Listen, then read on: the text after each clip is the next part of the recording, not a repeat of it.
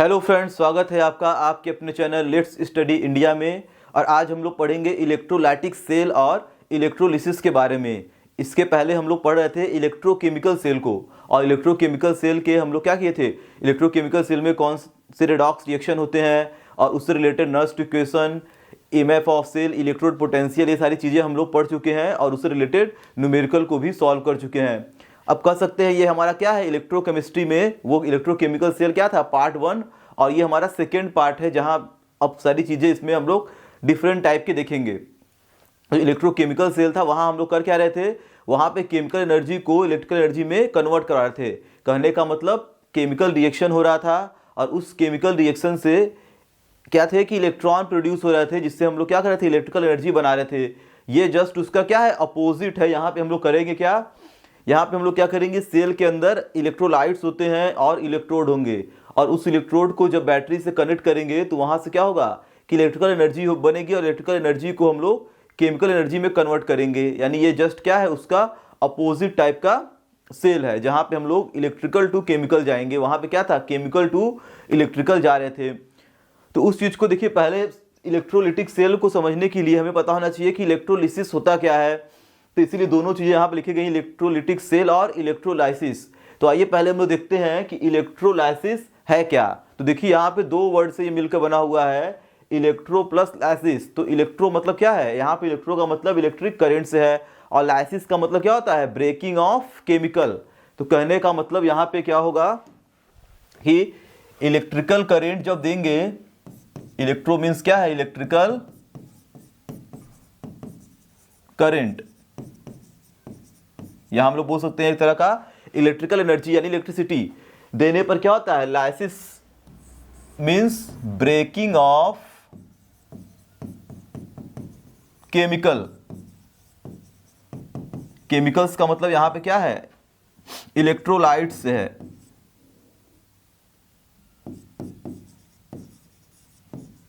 ठीक, हमारे पास जो भी इलेक्ट्रोलाइट्स होंगे, ऐसे मान लीजिए इलेक्ट्रोलाइट्स का मतलब क्या होता है, जो एक्वस मीडियम में जाने पे क्या होता है, आयनों में ब्रेक हो जाए। जैसे कोई स्ट्रॉन्ग एसिड ले लिए, कोई स्ट्रॉन्ग बेस हो गया, कोई स्ट्रॉन्ग साल्ट हो गया, तो उसे जब भी हम लोग क्या करेंगे, एक उसका सॉल्यूशन बनाएंगे, एक्वस सॉल्यूशन, और उसमें क्या करेंगे, इलेक्ट्रोलिसिस, इलेक्ट्रिक करंट जब देंगे तो क्या होगा, आयन में वो क्या होंगे, जो भी हमारे स्ट्रॉन्ग इलेक्ट्रोलाइट्स होंगे वो आयन में क्या करेंगे, डिसोसिएट हो जाएंगे। तो उसी को बोलते हैं हम लोग लाइसिस, यानी ब्रेकिंग ऑफ केमिकल। इलेक्ट्रोलाइट्स क्या एक तरह का केमिकल्स है, उसके अंदर आयंस है, तो आयन क्या करेंगे, डिसोसिएट हो जाएंगे, ब्रेक हो जाते हैं करंट देने पर। तो इलेक्ट्रोलिसिस का मतलब क्या होता है, इलेक्ट्रिक करंट देने पर जो भी आयंस होंगे उनका क्या होगा, ब्रेकिंग ऑफ केमिकल्स, या ब्रेकिंग ऑफ आयंस, केमिकल का आयनों में ब्रेकिंग हम लोग बोल सकते हैं।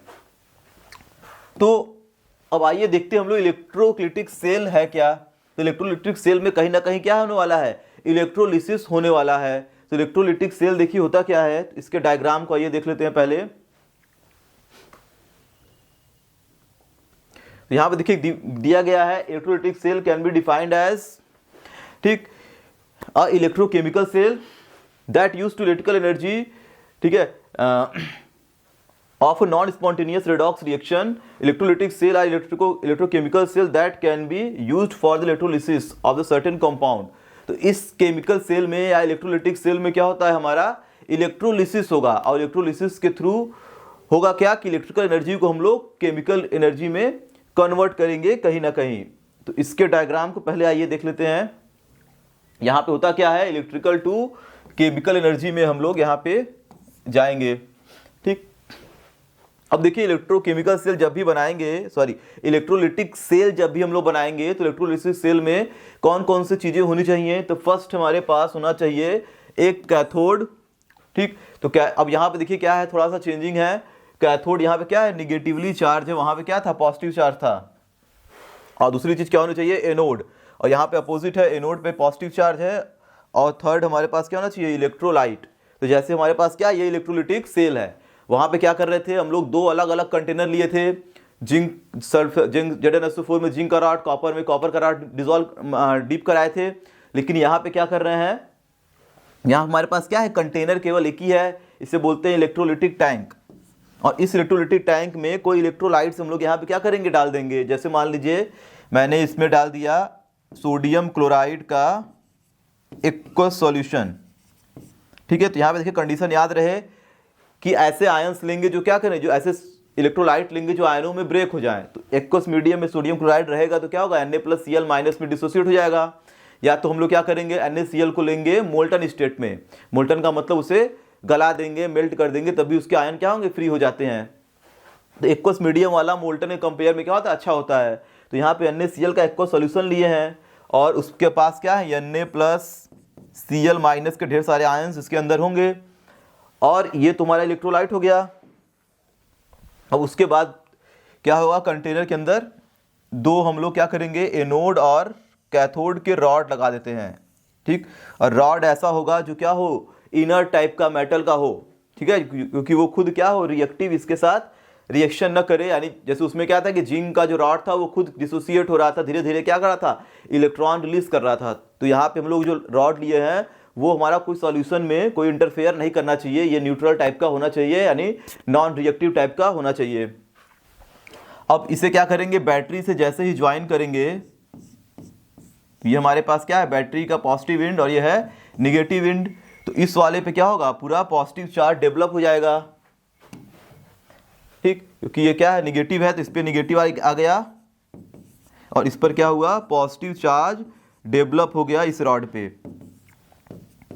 तो होगा क्या कि जो भी आयंस इसके अंदर है, जो भी आयंस होंगे पॉजिटिव निगेटिव, वो क्या करेंगे, अपोजिट इलेक्ट्रोड की तरफ मूव करना शुरू कर देते हैं। यानी यहाँ पे क्या हुआ, इलेक्ट्रिक करंट दिए और आयंस क्या किए। अब NaCl क्या था, एक मॉलिक्यूलर फॉर्म में था, जैसे ही इस पे पॉजिटिव निगेटिव चार्ज देखा तो उसके आयन डिसोसिएट करना शुरू कर गए और वो क्या कर रहे हैं, अपोजिट चार्ज की तरफ मूव कर, यानी Na+ जाएगा निगेटिव की तरफ और Cl- कहाँ जाएगा, पॉजिटिव रॉड की तरफ क्या करेगा, मूव करना स्टार्ट कर देगा। क्योंकि डिसोसिएट तो पानी में पहले से ही थे लेकिन उनका मूवमेंट नहीं हो रहा था। तो इससे इसी को चीज क्या बोलते हैं, इलेक्ट्रोलाइसिस हो रहा है यहाँ पे, यानी करंट देने पर आयनों का ब्रेकिंग होना स्टार्ट हो गया।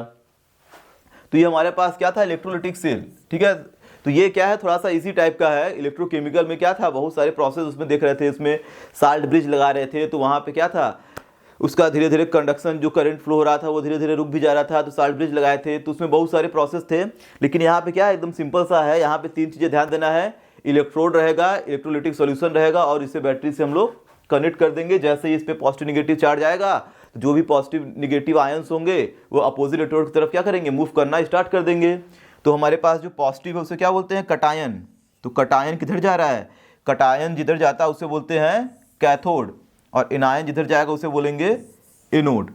तो यहाँ पे कटायन हमेशा पॉजिटिव है तो निगेटिव की तरफ ही जाएगा, तो कैथोड यहाँ पे क्या हो गया, निगेटिवली चार्ज, और एनायन क्या है, निगेटिव है तो पॉजिटिव तरफ जाएगा, तो एनोड हमारा क्या हो जाएगा, पॉजिटिव चार्ज। तो एनोड पर है पॉजिटिव और कैथोड पर है निगेटिव चार्ज। वहाँ पे क्या था कि अपोजिट कंडीशन था। ठीक है, उस वाले सेल में क्या था, ये हमारा निगेटिव था, ये क्या था, पॉजिटिव था। तो इसलिए मैंने पहले ही बता दिया था कि एनोड कैथोड का जो चार्ज होता है वो चेंज होता रहता है, लेकिन उस पर जो रिएक्शन होगा वो कभी चेंज नहीं होगा। तो ये ध्यान रहे कि कैथोड पर रिडक्शन और एनोड पर ऑक्सीडेशन, ये चीज़ चेंज नहीं होता है, लेकिन उसका चार्ज क्या होगा, वो चेंज हो जाता है इलेक्ट्रोकेमिकल सेल से, जैसे हम इलेक्ट्रोलिटिक सेल की तरफ मूव करेंगे।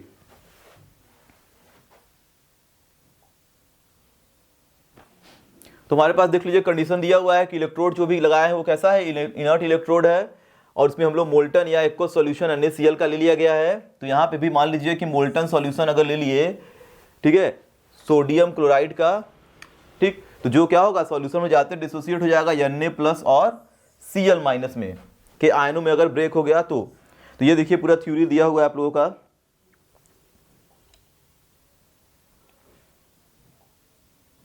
तो आइए हम लोग बात करते हैं रिएक्शन की।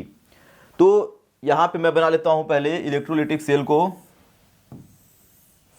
इसके अंदर दो रॉड डीप कराए गए हैं, ठीक है, इनर्ट इलेक्ट्रोड वाले, जिस नॉन रिएक्टिव टाइप के हैं, और इसे कनेक्ट कर दिया गया है बैटरी से, पॉजिटिव और निगेटिव। और इसके अंदर मान लीजिए मैंने भर दिया है NaCl और मोल्टन स्टेट में है, ठीक।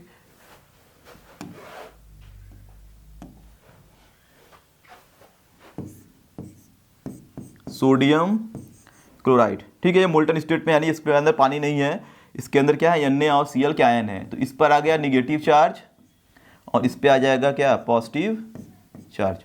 और यहाँ पे क्या है Na प्लस Cl माइनस, तो Na प्लस और Cl माइनस के आयन है। तो अब देखिए होता क्या है यहाँ पे, अब यहाँ पे देखिए होगा क्या कि रिएक्शन एट कैथोड, तो अगर कैथोड पर देखेंगे तो हमेशा कैथोड पर होता क्या है कि रिडक्शन रिएक्शन होता है।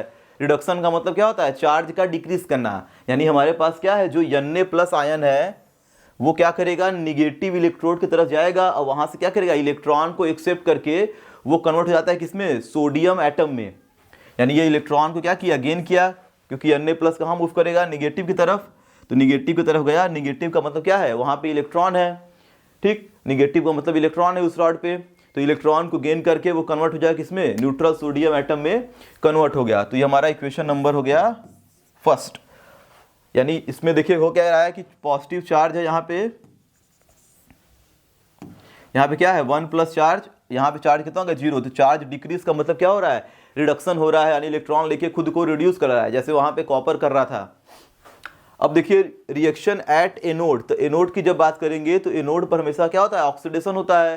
तो एनोड पर जाएगा कौन, एनोड पर जाएगा Cl माइनस क्लोरीन, ठीक, तो क्लोरीन क्या है, इस पर है माइनस चार्ज, और जैसे ही उस पर जाएगा तो अपना इलेक्ट्रॉन क्या करता है, ये रिलीज कर देता है, अपने इलेक्ट्रॉन को क्या करता है, छोड़ देगा अपने इलेक्ट्रॉन को, और इलेक्ट्रॉन को छोड़ के वो कहाँ चला जाएगा, कन्वर्ट हो जाएगा किसमें, क्लोरीन मॉलिक्यूल में, यानी ये लो 2 इलेक्ट्रॉन क्या किया, लिबरेट कर दिया। तो यहाँ पे देखिए ध्यान दीजिएगा कि हमेशा क्लोरीन क्या होता है, गैसियस फॉर्म में एग्जिस्ट करता है। तो हमेशा हमेशा क्या होगा कि 2 क्लोरीन जब जाएंगे इसके पास, तो 2 क्लोरीन अपना 2 इलेक्ट्रॉन लूज करेंगे और वो न्यूट्रल मॉलिक्यूल एटम बन गए हैं। तो दोनों न्यूट्रल एटम कंबाइंड हो क्या करेंगे, Cl2 गैस बना लेंगे और यहाँ से ये लिबरेट आउट हो जाएगा, ठीक। तो 2 Cl माइनस थे तो 2 इलेक्ट्रॉन निकाल दिए।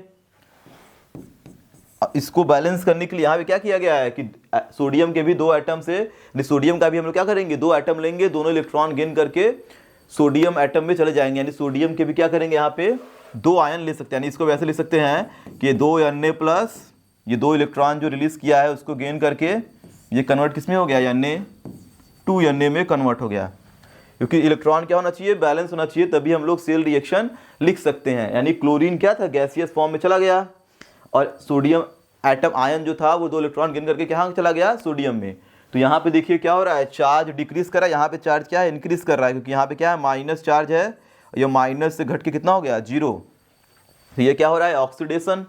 तो अगर मैं बात करूं सेल रिएक्शन की, तो सेल रिएक्शन आप लोगों का बन जाएगा ये, कहने का मतलब 2 रिएक्शन थे, एक में क्या था कि 2 Na प्लस, ठीक, गया था कहाँ पे, कैथोड पे, और 2 इलेक्ट्रॉन गेन करके कन्वर्ट किस में हो गया, Na2 Na में। तो इक्वेशन 1 ये हो गया।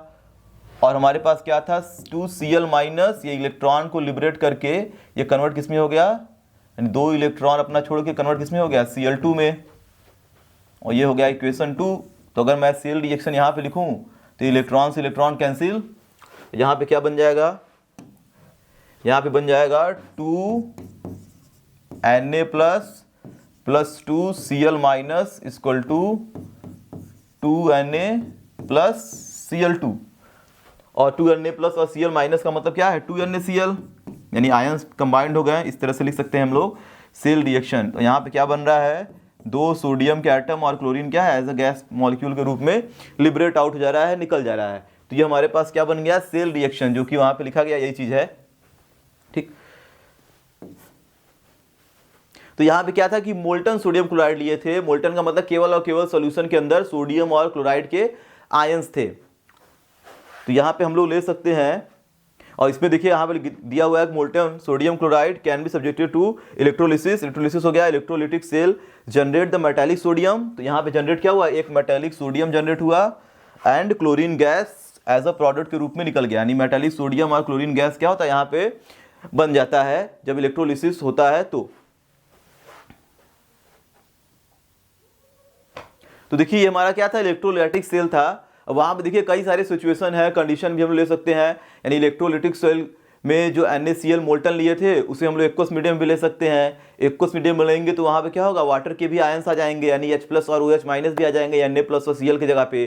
तो वहाँ पे देखिए कंपटीशन हो जाता है कि अगर H प्लस OH माइनस भी आ गए, Na प्लस Cl माइनस भी आ गए, तो पॉजिटिव निगेटिव इलेक्ट्रोड तो है ही, क्योंकि उसे बैटरी से कनेक्ट किए हुए थे। तो इलेक्ट्रोड पे कौन से आयन जाएंगे, कौन से आयन नहीं जाएंगे। तो वहाँ पे देखिएगा, अगर मैंने मान लीजिए ले लिया एक्वस NaCl, तो एक्वस NaCl का मतलब इलेक्ट्रोलाइट्स हमारे पास क्या है, एक्वस NaCl है, तो वहाँ पे Na+ भी होगा और Cl- भी, तो एक्वस के अंदर वाटर भी होगा, तो वहाँ पे क्या होता है, H+ भी होता है, OH- भी होता है। लेकिन इलेक्ट्रोड पर दोनों निगेटिव चार्ज नहीं जाते हैं और इलेक्ट्रोड पर दोनों पॉजिटिव चार्ज भी नहीं जाएंगे। पॉजिटिव में से कोई एक जाएगा कैथोड पे और निगेटिव में से कोई एक जाएगा एनोड पे। तो यहाँ पे कंपटीशन होता है इन दोनों में। तो अब देखेंगे कि कौन सा ज़्यादा, ठीक है, इजिली ऑक्सीडाइज होता है या कौन ज़्यादा इजिली रिड्यूस होता है। तो हमें पता है कि इसका तो ऑक्सीडेशन हो रहा था क्लोरीन का, तो ये भी निगेटिव है, इसका भी ऑक्सीडेशन होगा। लेकिन इन दोनों में जीतता कौन है, ये जीतेगा OH-, यानी ये जल्दी ऑक्सीडाइज हो जाएगा, अपना इलेक्ट्रॉन जल्दी क्या करेगा, रिलीज कर देता है एनोड पर जाके। जबकि कैथोड पे हमारे पास क्या, कैथोड पर कटायन जाता है, तो इन दोनों कटायन में हमारे पास क्या कौन सा जाएगा जल्दी, Na+। तो यहाँ पे ध्यान दीजिएगा, ये क्वेश्चन आप लोगों का पूछेगा कि जब भी आयंस में वाटर भी हो, यानी एक्वस मीडियम आयंस लेंगे NaCl के या कोई भी आयंस लेंगे KCl या कुछ भी, तो उसमें ध्यान दीजिएगा कि जो हमारे पास क्या होगा, जिसका रिडक्शन इजिली हो जाए, यानी Na+, और इसमें ऑक्सीडेशन देखेंगे किसका बढ़िया है, तो ये OH- का। तो इन दोनों में जो भी आयंस एनोड और कैथोड पे जाएंगे, यानी ये कहाँ जाएगा, एनोड पे, ठीक। अगर ये नहीं रहता तो क्लोरीन जाता, लेकिन यहाँ पे Na+ OH- में Na जाएगा कहाँ पे, कैथोड पे, ठीक। तो जब भी इस तरह कंडीशन आए तो यहाँ पे हमें ध्यान देना है, ठीक है, ये कंडीशन। तो अब हम लोग बात क्या करेंगे, क्वांटिटेटिव एक्सपेक्ट ऑफ इलेक्ट्रोलिसिस की। अब वो क्या था हमारा कि केवल क्वालिटेटिव एक्सपेक्ट था, जो इलेक्ट्रोलिसिस या हम लोग जो सेल बना रहे थे वो क्या था, क्वालिटेटिव एक्सपेक्ट था। वहाँ पर हम लोग बस बता रहे थे कि ये आयंस क्या करते हैं, करंट देने पर आयंस ब्रेक हो जाएंगे और ब्रेक होने के बाद एनोड कैथोड पर मूव करेंगे, रिडॉक्स रिएक्शन होगा और उसमें कुछ रिएक्टेंट और प्रोडक्ट का फॉर्मेशन होगा, सेल रिएक्शन लिख देंगे। लेकिन अब हम लोग बात करेंगे क्वांटिटेटिव की। तो क्वांटिटेटिव का मतलब क्या होता है, कितने आयंस हमारे अपोजिट चार्ज इलेक्ट्रोड पे जाके क्या हुए, डिस्चार्ज हो गए, या हम लोग बोलेंगे डिपॉजिट हो गए या कलेक्ट हो गए अपोजिट चार्ज इलेक्ट्रोड पे जाके। नंबर ऑफ आयंस या नंबर ऑफ आयंस के मास की हम लोग क्या करेंगे, बात करेंगे, अमाउंट की बात करेंगे। तो उसके लिए देखिए एक साइंटिस्ट थे जिनका नाम क्या था, फैराडे। तो फैराडे ने 2 लॉ दिए थे क्वांटिटेटिव एक्सपेक्ट को समझाने के लिए इलेक्ट्रोलिसिस के। तो आइए हम लोग देखते हैं यहाँ पे है क्या। तो पहला हमारे पास आ गया फैराडेज लॉ ऑफ इलेक्ट्रोलिसिस में 2 लॉ दिए गए हैं। तो हमारे पास क्या है, पहला फैराडे का फर्स्ट लॉ है इलेक्ट्रोलिसिस के लिए, और क्या है सेकंड लॉ, जिसमें तुम्हारा फर्स्ट लॉ क्या है, ज़्यादा इंपॉर्टेंट है, सेकंड उतना इंपॉर्टेंट नहीं है, क्योंकि सेकंड लॉ क्या है, फर्स्ट लॉ का ही एप्लीकेशन है, उसी से बना हुआ है और वो उतना इंपॉर्टेंट पूछता भी नहीं है, उस पर न्यूमेरिकल उतने आते नहीं है। तो मेन हमारा है क्या, फैराडे का फर्स्ट लॉ। तो आइए देखते हैं पहले Faraday first law of electrolysis. तो यहाँ पे देखिए फैराडे का फर्स्ट लॉ क्या कहता है, तो ये देखिए दिया हुआ है कि द मास ऑफ, ठीक है, सब्सटेंस। तो सब्सटेंस का मतलब क्या है, इलेक्ट्रोलाइट्स के जो भी आयंस हैं, जैसे मान लीजिए कॉपर सल्फेट है तो Cu+ के कितने आयंस हैं या SO4 के कितने आयंस हैं। तो mass of the substance deposited at a particular electrode is directly proportional to the amount of charge passing through the solution. यहाँ पे देखिए क्या बताना चाह रहा है, कहने का मतलब जितने भी हमारे क्या होंगे, आयंस होंगे या इलेक्ट्रोलाइट्स के जो भी आयंस हैं, या हम लोग बोल सकते हैं जो भी सब्सटेंस है इलेक्ट्रोलाइट के, वो अपोजिट चार्ज इलेक्ट्रोड पर क्या करेंगे, जाकर डिपॉजिट होंगे। जो भी डिपॉजिट हो रहे हैं आयन का मास, यानी कितने नंबर ऑफ आयन है, कितने आयन का मास डिपॉजिट हो रहा है इलेक्ट्रोलाइट्स पे या इलेक्ट्रोड पे हम लोग बोल सकते हैं, ठीक है, इलेक्ट्रोड पे कितने आयन जाकर डिपॉजिट हो रहे हैं, तो वो डिपेंड करता है हम लोग इस पर क्या करेंगे, कितना चार्ज प्रोवाइड कर रहे हैं सॉल्यूशन के अंदर। तो कहने का मतलब कि जो मास ऑफ सब्सटेंस डिपॉजिट हो रहा है इलेक्ट्रोड पे, वो किस पर डिपेंड करेगा, चार्ज पे। जितना ज़्यादा चार्ज देंगे उतना अधिक क्या होगा, मास जाके यहाँ पे डिपॉजिट होगा। तो यहाँ पे सिंपल सी बात है, अगर हम लोग चार्ज कम देंगे तो एनोड और कैथोड पर पॉजिटिव निगेटिव चार्ज डेवलप कम होगा, तो पॉजिटिव निगेटिव चार्ज डेवलप कम होगा तो कम आयन जाके यहाँ पे कलेक्ट होंगे। अगर चार्ज ज़्यादा देंगे तो ज़्यादा नंबर ऑफ आयन क्या हो कलेक्ट होंगे, क्योंकि अट्रैक्शन ही तो हो रहा है प्लस माइनस का यहाँ पे। तो ये सिंपल सा हमारा क्या है, ये फर्स्ट लॉ है यहाँ पे, ठीक है। तो अगर मैं मान लूँ कि जो भी हमारे पास क्या है, मास ऑफ सब्सटेंस है, उसको स्मॉल m से दिखा दूं और चार्ज को दिखाएंगे किससे, कैपिटल Q से। तो ये m किसके प्रोपोर्शनल होता है, Q के।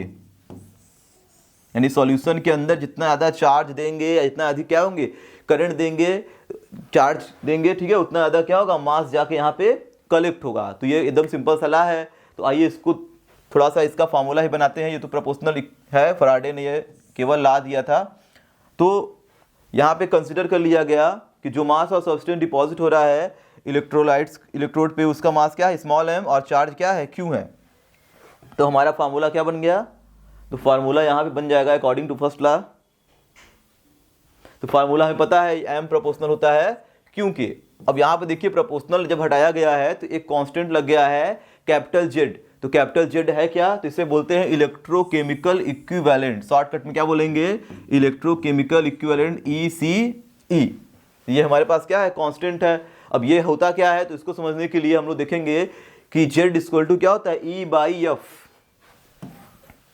M प्रोपोर्शनल Q, प्रोपोर्शनल हटा तो कांस्टेंट लग गया Z, इलेक्ट्रोकेमिकल इक्विवेलेंट। अब Z की वैल्यू क्या है, E/F है। तो F देखिए हम लोग को पता है F क्या होता है, F होता है फराडे कांस्टेंट, ठीक। Charge on 1 mole of electron, 1 mole electron का जो चार्ज होता है उसे बोलते हैं फराडे कांस्टेंट। तो F तो फराडे कांस्टेंट है, लेकिन ये E नया टर्म आ गया। अब हम लोग इसको बात करेंगे E अब क्या है इसके अंदर, तो Z इक्वल टू E/F होता है। तो E का मतलब क्या होता है, इक्विवेलेंट वेट। E क्या है, E हमारा क्या है, इक्विवेलेंट वेट।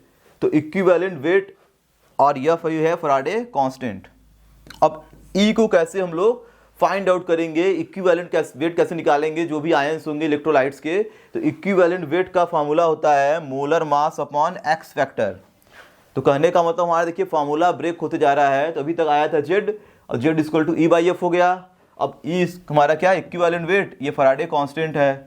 अब फिर बात हो रहा है कि इक्विवेलेंट वेट कैसे निकालेंगे। तो इक्विवेलेंट वेट इक्वल टू क्या होता है, मोलर मास, यहां पे लिखेंगे molar mass upon x factor.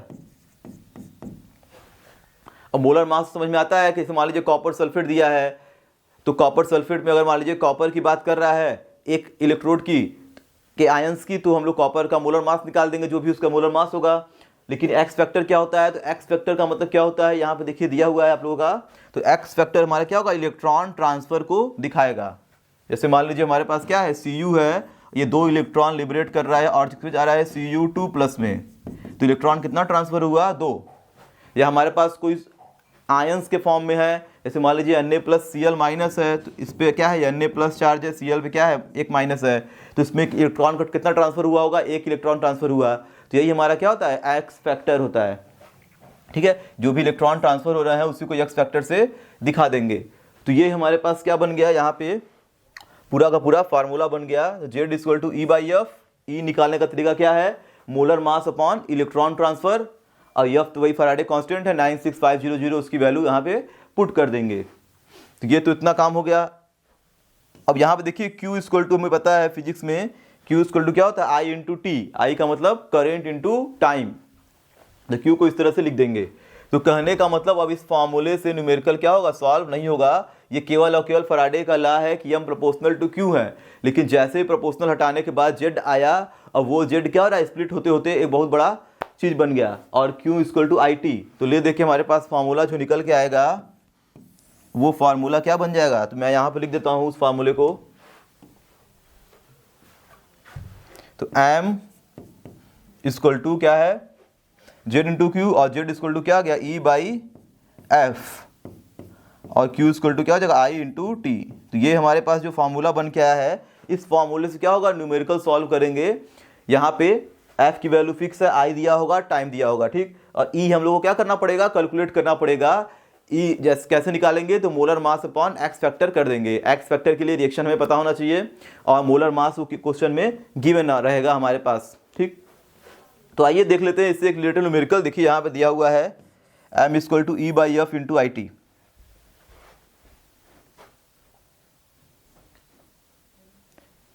यहाँ पे देखिए क्वेश्चन दिया हुआ है, और solution of copper sulphate electrolysed of 10 minute with a current 1.5 ampere, what is the mass of copper deposited at the cathode. तो यहाँ पे देखिए पूछा गया है, मास ही निकालने को दिया गया। मास का मतलब मोलर मास, उसका कितना, सॉरी उसका जो मास है M equal to M proportional to Q में जो M है वही क्या हुआ है, यहाँ पे पूछ रहा है। तो कितना मास हमारा कैथोड का क्या होगा, डिपॉजिट होगा। यानी कहने का मतलब हमारे पास क्या है, एक इलेक्ट्रोलिटिक सॉल्यूशन है, उसके अंदर मैंने लगा दिया एनोड और कैथोड। ये निगेटिव एंड है, ये पॉजिटिव एंड है, इस पर निगेटिव चार्ज आएगा, इस पर पॉजिटिव चार्ज डेवलप हो जाएगा। अब इसको, इसके अंदर क्या भरा हुआ है, कॉपर सल्फेट का सॉल्यूशन है। मान लीजिए aqueous solution of copper sulphate है, तो CuSO4 का एक्वस सॉल्यूशन यहाँ पे क्या है, इसके अंदर भरा हुआ है, तो ये आयनों में ब्रेक हो जाएगा। तो Cu+ से हमें मतलब है केवल, क्योंकि Cu+ का ही मास पूछ रहा है। Cu कितना डिपॉजिट होगा, तो हमें पता है कि जो Cu+ है वो कहाँ जाएगा, वो जाएगा कैथोड पर निगेटिव प्लेट की तरफ, और SO4 जाएगा पॉजिटिव की तरफ, क्योंकि उसमें अंदर वाटर भी है तो उस पर डिपेंड करेगा। ठीक है, ठीक है, तो उससे मतलब नहीं है निगेटिव वाले से, ये केवल पूछा है कितना मास ऑफ कॉपर डिपॉजिट हो रहा है। तो ये हमारे पास क्या है, इसकी बात कर रहा है कॉपर की, तो ये जा रहा है कहाँ पे, निगेटिव एंड पे जा रहा है। तो हमें निकालना क्या है, यम, मास ऑफ कॉपर डिपॉजिट कितना हो रहा है। और यहाँ पे देखिए दिया हुआ आप लोगों का टाइम 10 मिनट। तो यहाँ पे देखिए टाइम हमेशा ध्यान दीजिएगा, सेकेंड में रखना है, तो 60 से मल्टीप्लाई कर देंगे, कितना आ जाएगा, 600 सेकेंड। अब इसके बाद दिया हुआ है करंट कितना प्रोड्यूस करा रहे हैं, तो आई की वैल्यू दी हुई है 1.5 एम्पियर। उसके बाद दिया what is the mass of copper deposited in electrode. तो इतनी चीज गिवन आउट है क्वेश्चन में, और हमें निकालना क्या है, मास ऑफ कॉपर डिपॉजिट कितना हो रहा है। तो यहाँ पे देखिएगा सिंपल सा वही फॉर्मूला लगा देंगे, M = E/F। ठीक है, जेड की जगह ये हो गया I/T। तो अब E की वैल्यू क्या होती है, molar mass upon x factor. तो यहाँ पे पहले हम लोग रिएक्शन लिख लेंगे कि जो कॉपर है वो किस में कन्वर्ट हो रहा है, Cu2+ आयन में। तो ये हमेशा क्या हो रहा है, Cu2+ आयन में हो रहा है। इलेक्ट्रॉन कितना ट्रांसफर कर रहा है, 2 इलेक्ट्रॉन ट्रांसफर कर रहा है। तो यहाँ पे एक्स फैक्टर कितना हो गया, 2। और इसका अब E = क्या होता है, molar mass upon x factor. X factor का बताइए इलेक्ट्रॉन कितना ट्रांसफर हो रहा है,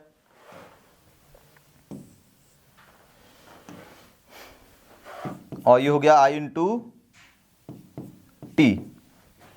अब देखिए मोलर मास कॉपर का यहाँ क्वेश्चन में दिया होगा, लेकिन यहाँ पे दिया नहीं है। तो मोलर मास कॉपर कितना होता है, 63। ठीक, यानी एटॉमिक वेट। एक्स फैक्टर यानी इलेक्ट्रॉन ट्रांसफर, तो हो गया 2। यहाँ पे आई की वैल्यू कितना है, 1.5 एम्पियर। टाइम कितना दिया है, 600 सेकेंड। तो यहाँ पे क्या करना है, केवल और केवल हमें मल्टीप्लाई कर देना है, क्वेश्चन सॉल्व हो जाएगा। ठीक है, तो ये बहुत आसान टाइप का है। यहाँ पे कट गया, आ गया कितना, 300, और इसे मल्टीप्लाई कर देंगे, हमारा आंसर आ जाएगा। तो यहाँ पे देखिए कुछ करना नहीं है, ये हमारा जो क्या होगा, ये मोलर मास आएगा, किस में आएगा, ग्राम में आएगा ये चीज़। तो आंसर जो भी आएगा हमारा ग्राम में आएगा, वही लिख के यहाँ पे चले आएंगे। तो इस तरह से क्वेश्चन देता है जो केवल और केवल फार्मूला बेस्ड है, लेकिन हमें फार्मूला पता होना चाहिए। और यहाँ पे 2 चीज़ें ध्यान देना है, एन निकालने आना चाहिए, और मोलर मास तो आप लोग का गिवन ही होगा। तो मेन हमारे पास क्या है, एन निकालने आना चाहिए, और इक्वेशन उसका सही होना चाहिए कि कौन सा एटम या कौन सा मॉलिक्यूल क्या करता है, कितने इलेक्ट्रॉन का ट्रांसफर करता है जब इलेक्ट्रोलाइज्ड होता है। तो ये चीज़ ध्यान देना है। ठीक है, तो अब ऐसा नहीं है कि कोई अलग से मॉलिक्यूल एकदम दे देगा, क्योंकि जो हमारे पास क्या होते हैं बुक में दिए रहते हैं क्वेश्चन, उससे रिलेटेड मॉलिक्यूल देता है, कॉपर, जिंक, ठीक है, सिल्वर, यही सब जनरली रहेंगे। ऐसा नहीं कोई बहुत एकदम डिफरेंट टाइप का दे देगा। ठीक,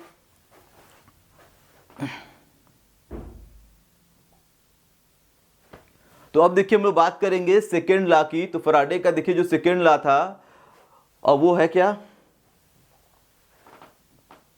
तो देखिए डायग्राम दिया गया है। तो फैराडे का देखिए जो सेकेंड लॉ था वो फर्स्ट लॉ से ही लिया गया है। ठीक है, तो अब यहाँ पे बताया गया है कि the Faraday second law electrolysis state that same amount of electricity passed through the different electrolytes, the mass of ion deposited at the electrode directly proportional to the chemical equivalent। ठीक है, केमिकल इक्विवेलेंट का मतलब क्या होता है, electrochemical equivalent तो Z था। ठीक है, इक्विवेलेंट वेट को वो बोल रहा है, यानी ई के प्रोपोर्शनल होगा एम। यानी ये कहने का मतलब सेकेंड लॉ ने बोला कि अगर हम लोग सेम अमाउंट ऑफ करंट, ठीक है, एक फिक्स समय के लिए, यानी सेम अमाउंट ऑफ करंट एक फिक्स टाइम के लिए डिफरेंट इलेक्ट्रोलाइट के सॉल्यूशन पे पास कराएं, जो इलेक्ट्रोलाइट के सॉल्यूशन क्या है, एक सीरीज में क्या है, एडेड है। जैसे मैं फिगर बना देता हूं यहाँ पे, जैसे मान लीजिए हमारे पास क्या है, कॉपर सल्फेट का एक सॉल्यूशन। ठीक,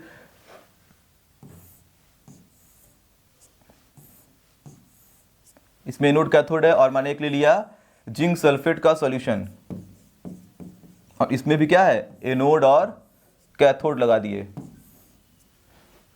और इन सारे सॉल्यूशन को मैंने सीरीज में क्या किया, ऐड कर दिया, यानी ये पॉजिटिव इंड और ये निगेटिव इंड इसको ऐड कर दिए और इसको ले जाके इससे क्या कर दिया, यहाँ पे ऐड कर दिया गया, निगेटिव पॉजिटिव, और इस पे क्या होगा, निगेटिव आएगा, इस पे क्या आएगा, पॉजिटिव चार्ज। यानी सीरीज में क्या किए, दो डिफरेंट इलेक्ट्रोड को जोड़ दिए। जरूरी नहीं है कि दो जोड़े, मोर देन टू, 2 3 4 5 अगर सीरीज में हम लोग ऐड कर देंगे तो यहाँ पे बोल रहा है सेकेंड लॉ कि जो भी मास ऑफ इलेक्ट्रोलाइट्स, ठीक है, जो भी इलेक्ट्रोलाइट का मास डिपॉजिट हो रहा है कहाँ पे, एनोड और कैथोड पे, वो प्रोपोर्शनल किसके होता है, वो प्रोपोर्शनल होता है इक्विवेलेंट वेट के। ठीक, अब देखिए ये चीज कहाँ से डेवलप हुआ, तो अगर हम लोग फर्स्ट लॉ जब देख रहे थे तो वहां पे क्या था कि यम प्रोपोर्शनल था, फर्स्ट लॉ में क्या था कि एम प्रोपोर्शनल किसके था, क्यू के, यम प्रोपोर्शनल था चार्ज के, और सेकेंड लॉ क्या बोल रहा है कि यम प्रोपोर्शनल होता है इक्विवेलेंट वेट के भी प्रोपोर्शनल होता है। तो अगर हम लोग, यहाँ पे कंडीशन भी दिया हुआ है कि इसे जब हम लोग सीरीज में क्या करेंगे, कनेक्ट करेंगे, तो जो भी इसमें करंट जाएगा वो तो सेम होगा। तो आई की वैल्यू क्या है, यहाँ पे दोनों में सेम है, यानी जो करंट इसमें जा रहा है वही करंट क्या हो रहा है, इसके अंदर जा रहा है। तो अगर मैं बात करूं यहाँ पे, ठीक, अब इस फॉर्मूले को लाने के लिए सेकेंड लॉ कैसे आ गया, तो फर्स्ट लॉ से देखिए डेवलप हुआ है। तो मान लीजिए यहाँ पे क्या हो रहा है, कॉपर का मास डिपॉजिट हो रहा है इस वाले इलेक्ट्रोड पे,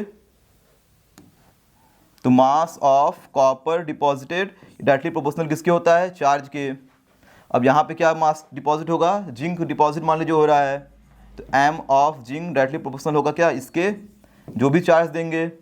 लेकिन जब मैं प्रोपोर्शनल को हटाऊंगा तो यहाँ पे क्या लग जा रहा था, एक प्रोपोर्शनल कांस्टेंट जिसको बोल रहे थे जेड, यानी M of C U equal to क्या हो गया, जेड इंटू क्यू।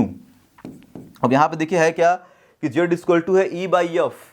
तो जेड देखिए हर सेल का, हर इलेक्ट्रोड का जेड क्या होता है, वो तो कांस्टेंट है ही, लेकिन वो हर इलेक्ट्रोड के लिए अपना अपना एक फिक्स वैल्यू होगा। क्यों, क्योंकि जेड इक्वल टू है क्या, ई बाई एफ, इक्विवेलेंट वेट तो सबका सेम होगा नहीं, फराडे कांस्टेंट ही तो फिक्स होगा, क्योंकि फराडे कांस्टेंट क्या था 96500, वो तो कांस्टेंट है, वो चीज़ तो क्या होगा वहाँ पे फिक्स होगा। और क्यू की वैल्यू तो चार्ज तो सबकी सेम होगी, तो चार्ज ये कांस्टेंट है, लेकिन ई हम कॉपर के लिए क्या होगा, डिफरेंट होगा। तो मैं यहाँ पे लिख दे रहा हूँ ई ऑफ सी यू, क्योंकि इक्विवेलेंट वेट हमारा क्या होगा, डिफरेंट होगा। अगर इसकी बात करें तो M of zinc equal to Z into Q, और Z equal to E by F, तो इक्विवेलेंट वेट ऑफ जिंक तो डिफरेंट है, फराडे कांस्टेंट यहाँ पे फिक्स है। तो यहाँ पे देखिए हमारे पास, अगर इसको मैं इक्वेशन 1 मान लूँ और इसे मान लूँ इक्वेशन नंबर 2, और इसे क्या करें, यहाँ पे देखिए है क्या क्या कि Q कांस्टेंट है, F कांस्टेंट है। इक्वेशन 1/2 अगर मैं कर दूँ, यहाँ पे डिवाइड कर दूँ इक्वेशन 1/2, तो mass of copper upon mass of zinc equal to क्या होगा, F से F कैंसिल हो गया, Q से Q कैंसिल हो गया, तो क्या आ जाएगा, E copper upon E zinc. ठीक, तो यहाँ पे मैंने क्या किया, एक फिक्स एग्जांपल लेके इस चीज़ को समझाने की कोशिश किया है। लेकिन अगर मैं कोई भी इलेक्ट्रोलाइट ले सकते हैं, जरूरी नहीं है कि कॉपर और जिंक ही हो इसके अंदर। तो कोई भी इलेक्ट्रोलाइट के लिए क्या होगा, अगर मास इसको मैं लिख दूं m1 अपॉन m2, और यहाँ पे लिख दूं E1 अपॉन E2, क्योंकि इसके सामने क्या है, कॉपर के सामने कॉपर का इक्विवेलेंट वेट, जिंक के सामने जिंक का इक्विवेलेंट वेट, तो ये क्या है m1 upon m2 equal to E1 by E2। तो हम लोग बोल सकते हैं कि यम प्रोपोर्शनल किसके है, E के। तो यहाँ पे हमारा निकल के आ गया कि मास डायरेक्टली प्रोपोर्शनल किसके होता है, इक्विवेलेंट वेट के भी होता है। कब होगा, जब हम लोग सेम अमाउंट ऑफ करंट को पास कराएं more than one types of electrolytes के सॉल्यूशन में, और जो क्या हो, सीरीज में कनेक्टेड हो। तो सेकेंड लॉ हमारा यही बताता है, एम प्रोपोर्शनल टू ई, जिसे हम लोग डायग्राम में देखिए यहाँ पे देख सकते हैं।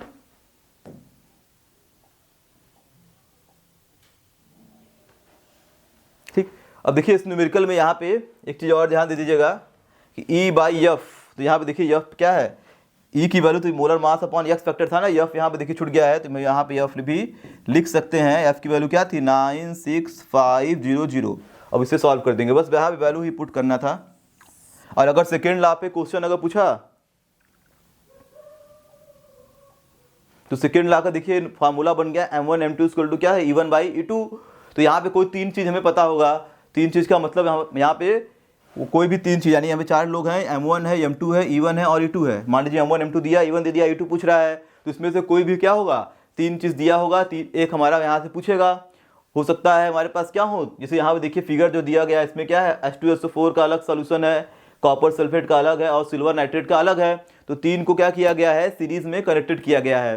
तो यहाँ जो फॉर्मूला बनेगा वो क्या बन जाएगा, M1/M2 = E1/E2, फिर क्या हो जाएगा M2/M3 और E2/E3। तो इस तरह से फॉर्मूला यहाँ पे बन जाएगा।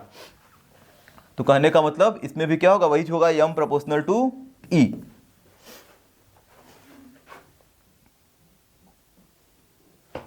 तो ये हमारा क्या होगा, इलेक्ट्रोलाइसिस और इलेक्ट्रोलिटिक सेल और उससे रिलेटेड न्यूमेरिकल और दोनों लॉ क्या हो गए, समाप्त हो गए। अब हम लोग आगे नेक्स्ट वीडियो में क्या करेंगे, कंडक्टेंस, कंडक्टिविटी, मोलर कंडक्टिविटी और उसके कई सारे फैक्टर्स को देखेंगे और उसके ग्राफ को भी पढ़ेंगे, जो कि क्या है बहुत ही इंपॉर्टेंट टॉपिक है।